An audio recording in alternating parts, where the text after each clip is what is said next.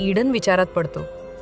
अचानक सिग्नल का गेले आणि ही एमर्जन्सी वॉर्निंग कशासाठी? तेवढ्यात बाहेरून लोकांच्या जोरजोरात किंचाळण्याचे आवाज येऊ लागतात. ईडन घाबरून खिडकीकडे धाव घेतो. तो जसा बॅल्कनीत पोचतो तसा त्याचे होश उडतात.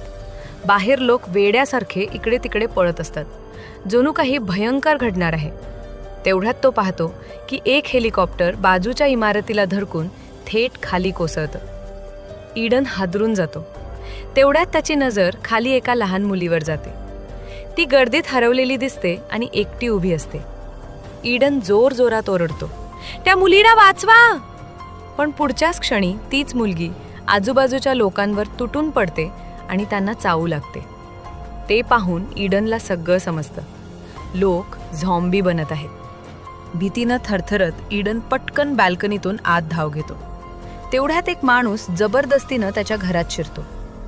ईडन घाबरतो, कारण त्याला वाटतं की तो सुद्धा झॉम्बी आहे. पण तो माणूस सांगतो, घाबरू नकोस, मी झॉम्बी नाही.